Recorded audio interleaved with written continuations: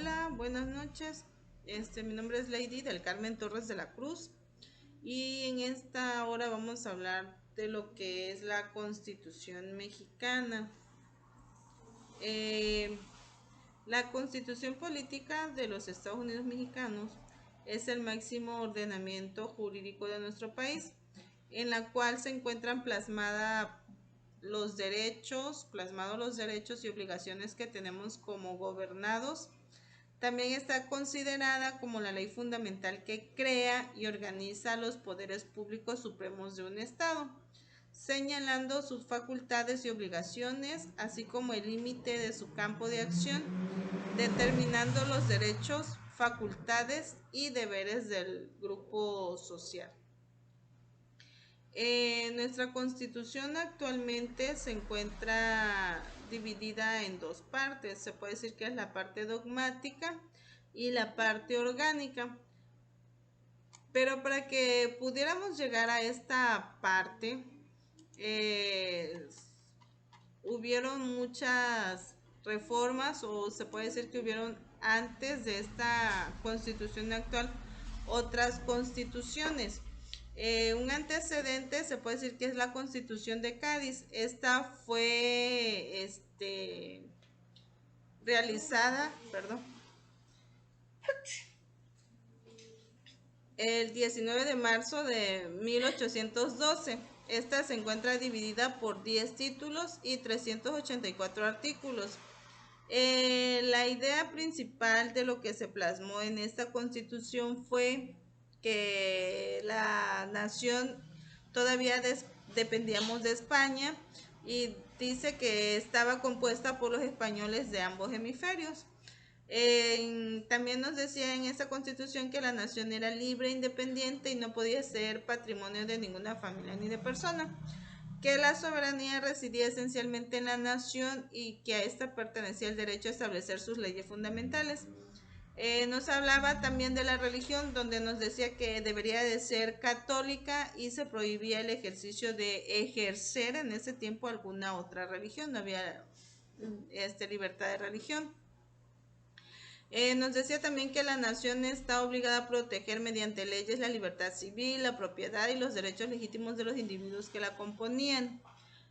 Hablaba también de la felicidad de la nación, que era el objeto del gobierno. Los poderes eran tres, igual que ahorita: el legislativo, que era la corte del rey; el ejecutivo, que era el rey; y el judicial, con los tribunales de justicia.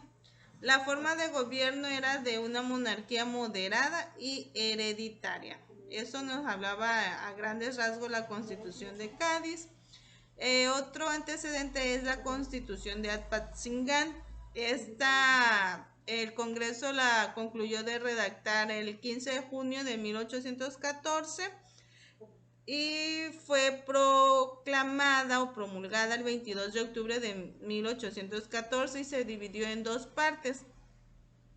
La primera parte se refirió a los principios y formas de gobierno, el cual se dividió en ejecutivo, legislativo y judicial.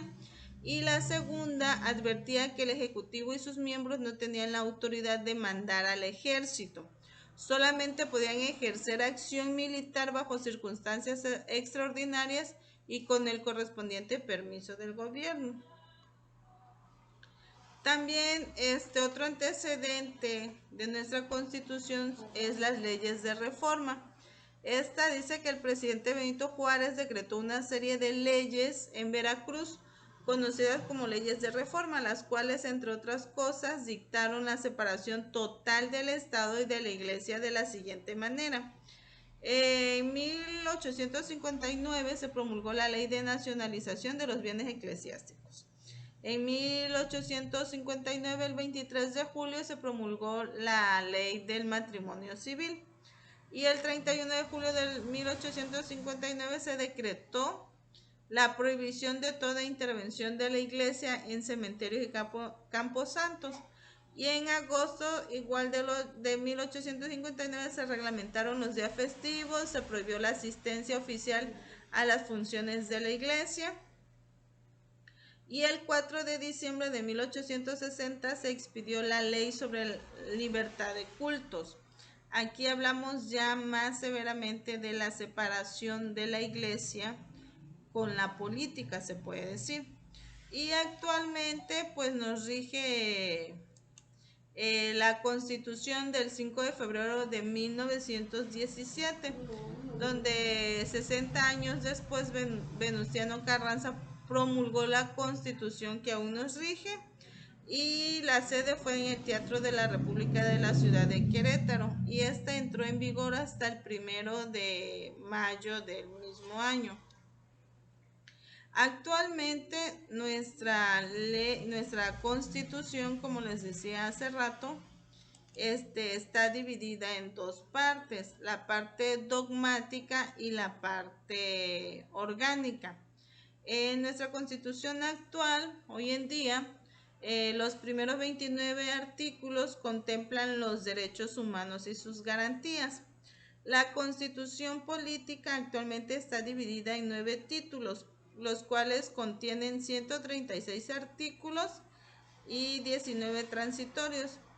El primer bloque, que se puede decir que es del artículo 1 al artículo 29, habla de los derechos humanos y sus garantías. Del artículo 30 al artículo 33 habla de los mexicanos. Del 34 al 38 de los ciudadanos mexicanos. Y el resto de los artículos definen la estructura del Estado mexicano. En el año del 2011, que es cuando está la última reforma a nuestra Constitución actual, es cuando se decreta o se implementa en nuestra Constitución lo que es los derechos humanos. Anteriormente hablábamos solamente de garantías, de las garantías constitucionales, pero actualmente podemos decir que derechos, que se amplía la esfera jurídica de las personas vía la reforma constitucional en materia de derechos humanos realizada en México en el año del 2011. Y pues se puede decir que es una buena noticia. Como decíamos, que nuestra Constitución tiene una parte dogmática, que es lo que va a regir cómo se van a constituir los poderes, es la regularización más que nada de cómo se integra también el gobierno de México y cómo va a ser dirigido. Hablamos también de la pirámide de Kelsen, de Hans Kelsen, en donde nos dice que en primer término, en la punta de la pirámide, se encuentra la Constitución, que no va a haber por encima de la Constitución, no va a haber otra ley, no va a haber algo que pueda estar encima. Se conoce como la supremacía de nuestra Constitución. Por encima de todo va a estar nuestra Constitución. Después seguirían los tratados internacionales, que algunos autores han manifestado que los tratados internacionales y la Constitución van a estar a la par, pero no, o sea, tiene que estar primero nuestra Constitución, luego los tratados internacionales, luego las leyes, que recordemos que las leyes van a ser emitidas en base a la Constitución, también dependen de la Constitución, luego los decretos, luego los acuerdos, se puede decir, los comunicados, todo lo que emana de las leyes es lo que sigue después de la pirámide de Kelsen. Entonces, podemos decir que nuestra Constitución es lo que va a permanecer por encima de las leyes, de los reglamentos, de los decretos. Lo que va a permanecer por encima de todo esto va a ser nuestra Constitución.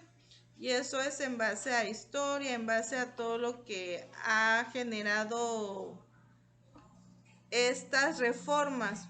Y ahorita ya deja de existir lo que es garantía constitucional y empezamos, mejor dicho, a decir derechos humanos. Acuérdense que por el solo hecho de ser persona, por el hecho de ser niñas, niños, adolescentes, ya somos portadores de derechos humanos. Entonces,